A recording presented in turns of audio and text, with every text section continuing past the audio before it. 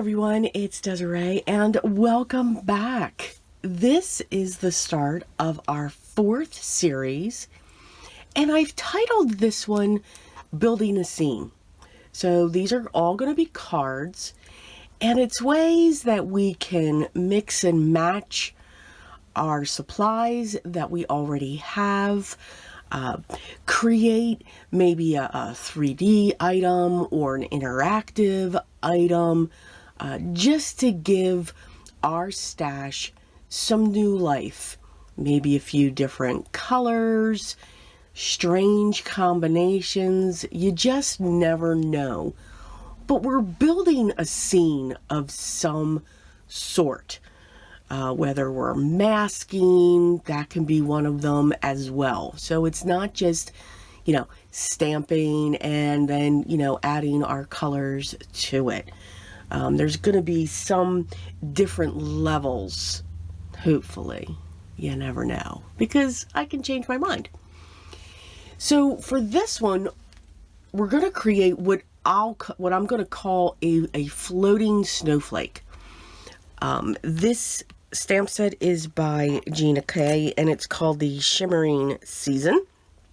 And it's got this beautiful snowflake medallion.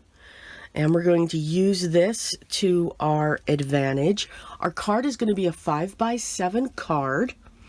And we're going to be working off of panels that are cut to 4 3/4 by 6 3/4. The color schemes is going to be just a little bit different. So a craft, a gold, some black are going to be mixed into this card. So the stamping is going to be pretty basic. It's getting the snowflake to float that we're going to have some fun with. Now, you can also make this one of those spinners if you want, but we'll show as we get there. I am also going to pull in a nested circle because I do want to cut the center of this circle out.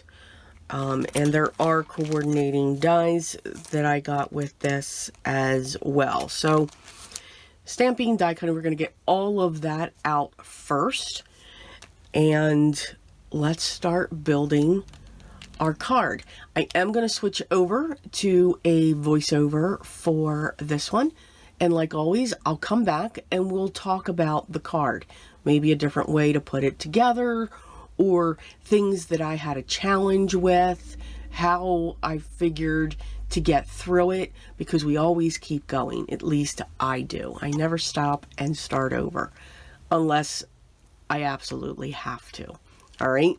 So gather your supplies. Remember, videos are longer than normal, possibly. Maybe some gabbiness when it comes to this. But again, what I am encouraging you to do is to use your stash. Use what you have. Maybe you have another type of image that maybe resembles this, but there's a lot of motif in the center. It doesn't mean we cannot still cut that center out. Again, to give our stash new life. That's what this is about. So, grab your supplies and let's get started. The card size that we're going to make today is a 5x7. And I fell in love with this medallion. And I'm going to be going with a non-traditional color scheme for this Christmas card. It's going to be craft, cream, gold, and black. Very regal colors, but I think it works very well. And it's very, I don't want to say plain, but maybe say clean and simple, kind of, sort of, with an interactive element to it. I'm going to be stamping 2 of these, of the snowflake wreath, that's what I'm going to call it, on ivory cardstock. Now, this is a thin cardstock. It's actually Recollections Cream, because we're going to have a lot of mats. Well, not a lot of mats, but just a lot of layers of cardstock. So I've stamped the first one, and now we're going to do the second one. And I'm using my black VersaFine ink, and I'm using clear embossing powder.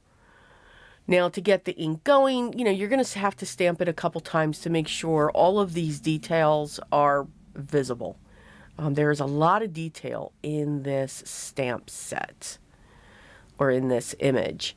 And then our final one is going to be on the craft. And again, same thing, the black ink using clear embossing powder.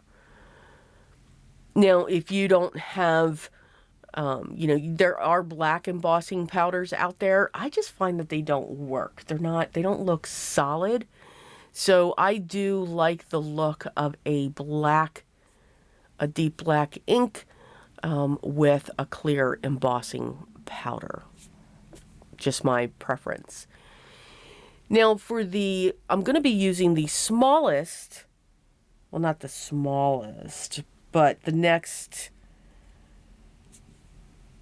I guess the third.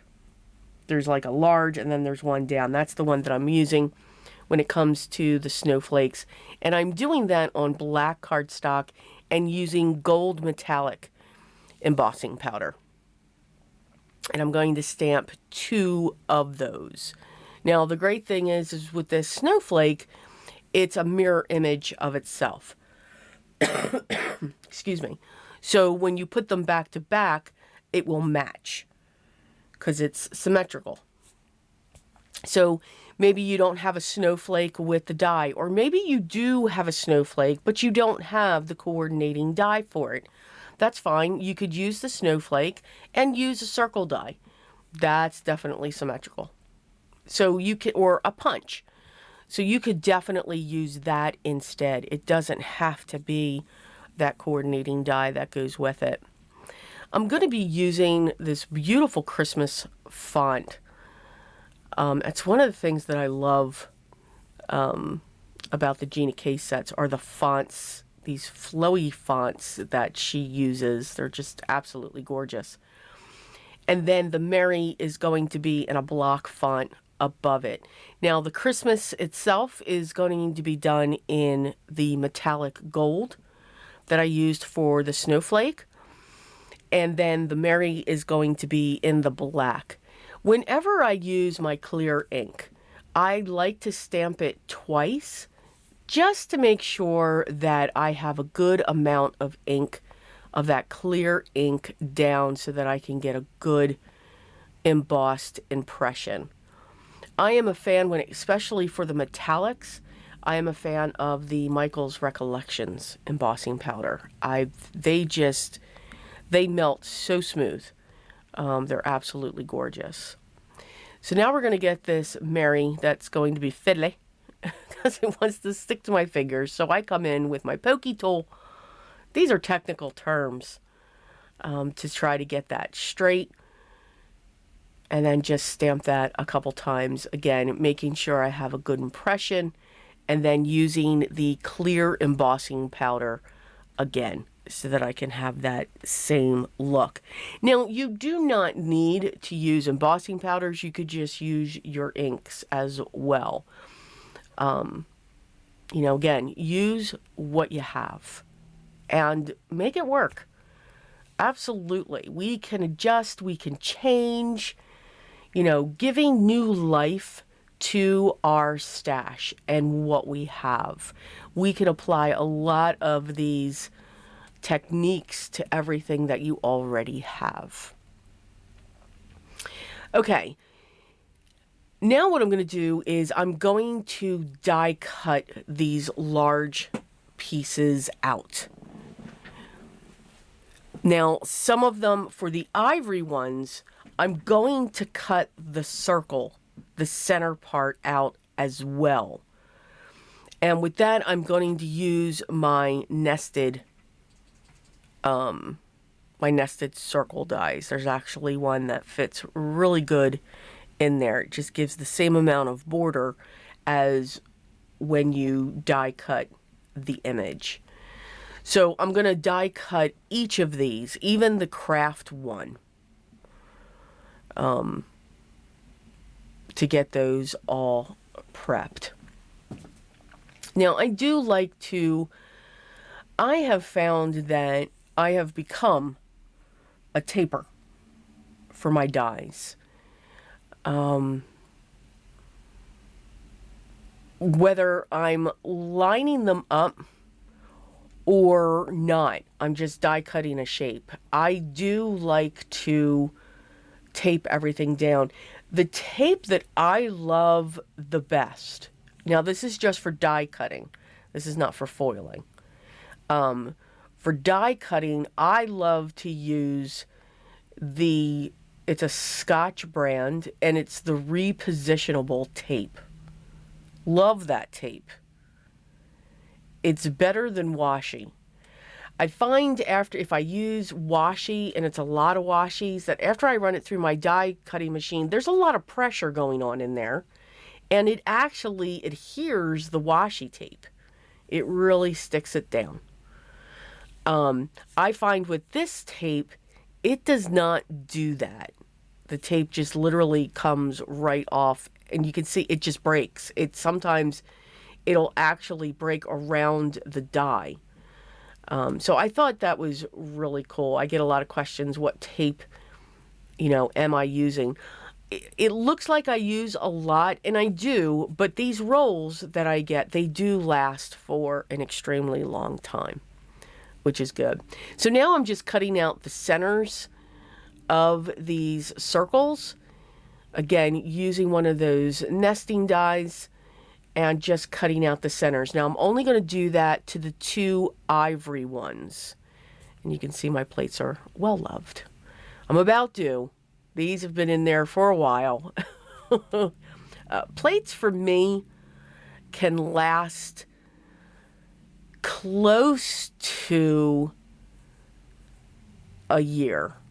Anywhere between 10 to 12 months. I'm constantly moving my dies around. I'm constantly flipping the plates around. But there's no way to get around of not having to replace your plates after you've die cut so much on them. They won't die cut clean. Dies that used to just die cut like there was no tomorrow won't, because there's so much cut into the plate. At that point, you actually lose some pressure because the plates are so worn from being cut all over the place. So yeah, it was getting close to time. I always sit there and say, okay, one more, just make it through one more for me. Okay, so now I have the craft panel that I have the sentiment on. I have the 2 snowflakes that I have, and I'm choosing a larger size from my nesting circle set. I want that bigger than the hole that's in the center of the snowflake medallion, because if I'm off a little bit, it's okay. No one's going to see it. I'm going to be sandwiching the medallion around this, but at least this way I know I can get this eyeballed in the center. Now I'm going to take another craft panel, and I'm going to draw that same circle and place that circle that I used before down onto that one as well. Yeah, this is a process. And again, just making sure, taping that, placing the 2 together so that when I line these up, it's going to be cool. It's going to work. So just testing it out with my tapes to make sure the settings are right, which is something I usually don't do. I have to be honest. Have my 5x7 card base. I did the same thing using when the larger circle was cut out, drawing that around, putting that onto my panel. And when I run this through the die cut, I'm wrapping the card around the plate. So the one side's on the back side of the plate that won't get cut, and then the other one is sitting on the other side. And this will go through my Spellbinders Platinum 6 just fine. That's what I'm using here. Now, if you have a larger one, I just didn't feel like pulling mine out. You could just lay it flat, and it'll just run right along it. So just flattening out the edge. It does bend just a little bit, but that's okay. It goes away. It's paper. It goes away. Now we're going to work on the panels. And what I want to do first is get the snowflake center set. Now, what I'm using here is a transparent thread. It's a polyester thread. Wow, this is annoying to work with. I just want to say that. And I'm using the same repositional tape so that I can get this set down. Now, you'll see that when I first tape this down, the line, the thread is going straight up and down. So you're going to watch me separate the thread. I'm going to bend it and actually glue it. Once I have it glued onto the snowflake in between, I'm going to wind it and just wrap it around that snowflake medallion. You can see that if I don't do that, I can still pull on that thread and it's going to pull through because it's straight. I've got to put some angles in there and tape it down so that it won't want to do that. And that's what I'm doing here because, you really can't see the thread. Very fine. I do not suggest this. I suggest using a metallic thread that you can see. You can use a fishing line. That will work as well if you don't want it to be seen. But wow, yeah, that was... It was fun. It was a lot of fun. I'm going to set the first medallion in place and just eyeballing it on what is center on that front. Now that's going to set the guide of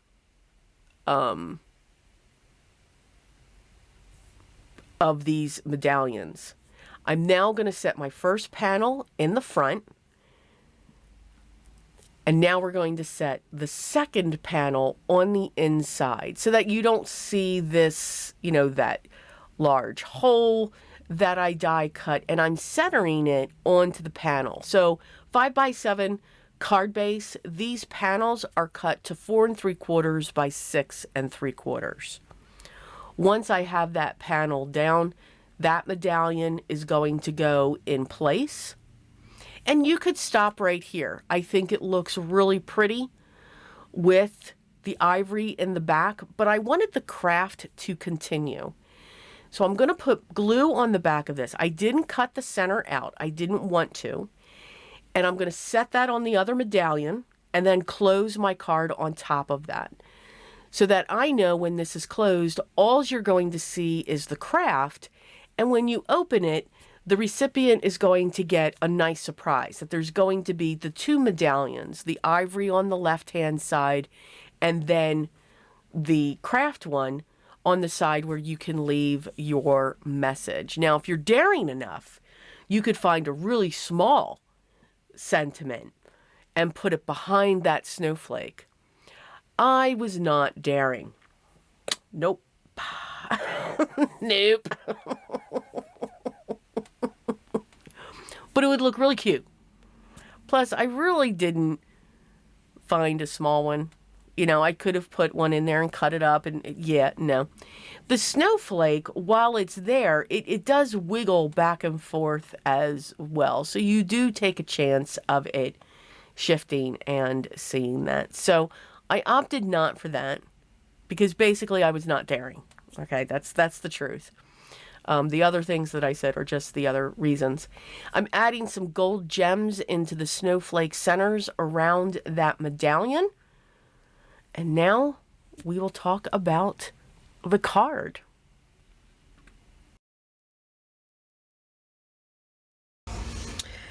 Okay, so here is our card. So I kind of changed it up just a little bit, but this is the floating star. So if you move the car or card, it looks like it's floating in there. So if I keep the card closed, this moves slightly. Okay, now this is just transparent thread. It's a polyester thread. You could also use fishing line. It's easier to see. This is extremely fiddly to see. I mean, I have it extended there, and no, there is no way that you can see it unless I press it up against my fingers. So a fishing line would just be fine as well. You could also use gold thread through this, or a silver, or whatever color you would want. So the color scheme that we've got going on here is a ivory or a cream, the craft, and then the black accents. Added some gold gems around the outside. Now you could also add some gems in between these sections is here and really dress this up. I have my Merry Christmas here down at the bottom, and when we open it, that's when we get part of the magic. I mean, this can spin if we want it to spin. You can do that, but you can see just how it floats in that area of the circle. And again, it's just, I have a lot of leeway going on in there. And if you noticed, when I took that thread, I had it to the top and the bottom, and then I also taped it going around as well. If you keep it just top and bottom, you could actually pull this piece right out because it'll just slide from the tape. So crisscrossing it behind this one piece that you're attaching it to is best so that it holds. And then we have the continuation of the tan inside the card so that when the card is closed, it looks like it's part of that front base and it's just lifted. So just a little bit trick of the eye. You can write your message down here or over here. But I think it's just a really neat way to create that illusion and just give a little bit of surprise when you go to open your card.